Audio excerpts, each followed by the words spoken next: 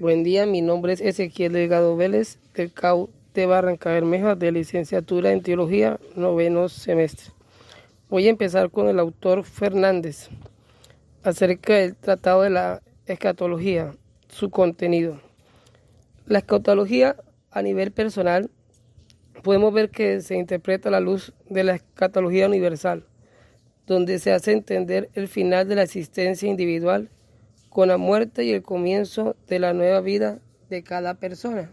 Se puede ver también acerca del acontecimiento de la segunda venida gloriosa de Jesucristo para darle reconocimiento de la gloria que merece como Salvador y Redentor de la humanidad, ya que en su primera venida no se le dio la honra debida.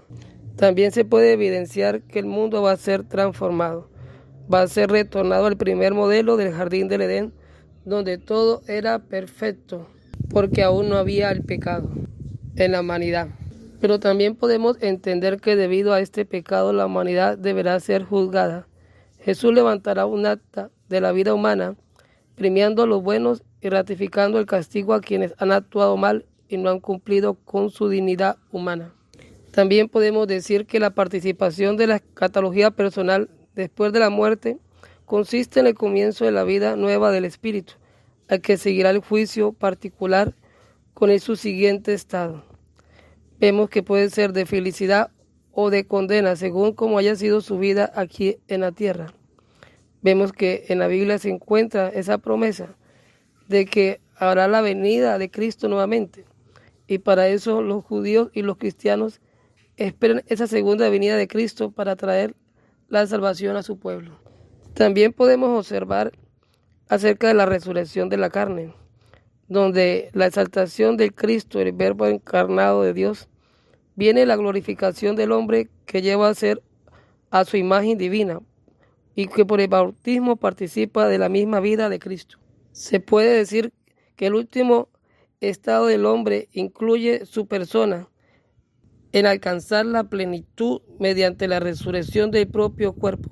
Si resucitó la cabeza, también resucitará el cuerpo de Cristo, que en este caso es su iglesia. Este autor nos permite ver cómo el hombre va a tener una supervivencia humana después de la muerte.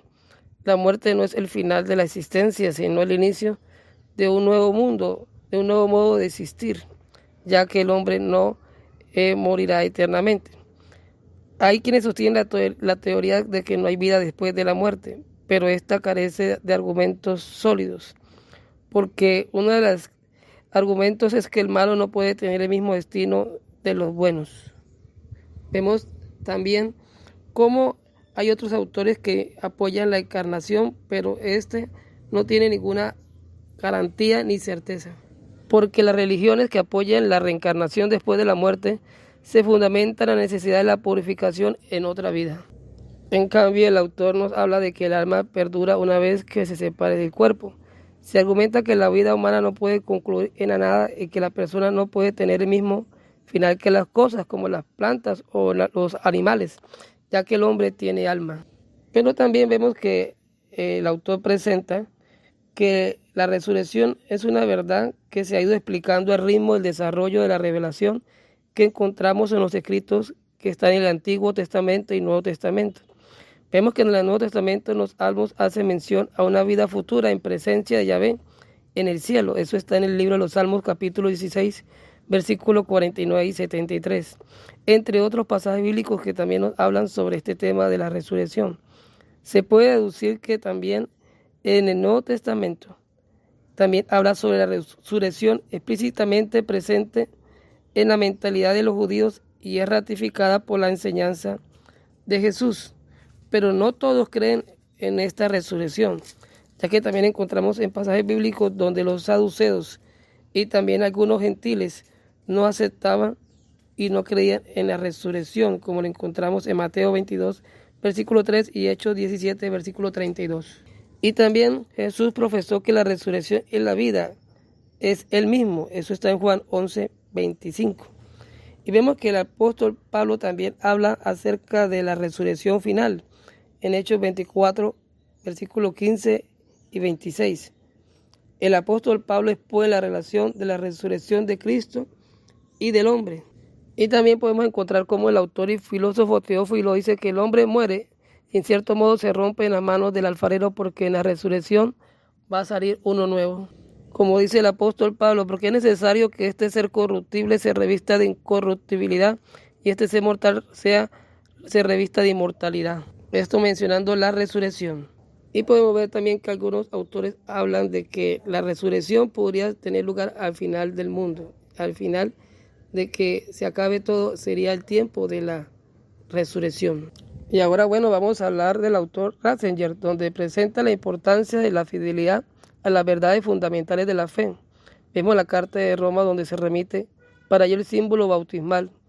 Es una bella formulación, la carta que designa como una descripción que reseña el camino del designio de Dios desde la creación hasta la plenitud en la resurrección de los muertos. Y aquí el autor describe que se oye discutir sobre la existencia del alma, sobre el significado de la supervivencia. Asimismo se pregunta qué relación hay entre la muerte y el cristiano y la resurrección universal. Vemos también que en este enunciado se presenta la situación intermedia que se da entre la muerte y la resurrección que rige en la Iglesia. Afirma la supervivencia y la subsistencia después de la muerte de un elemento espiritual que está dotado de conciencia y de voluntad de manera que subsiste al mismo yo humano.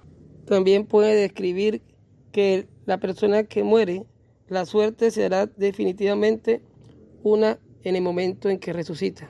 Encontramos también allí que las palabras paraíso, seno de Abraham, lugar de refrigerio, etc., son integradas ahora visiblemente en el contexto de la cristología. Quien muere permanece junto al Señor, quien permanece en el Señor no muere.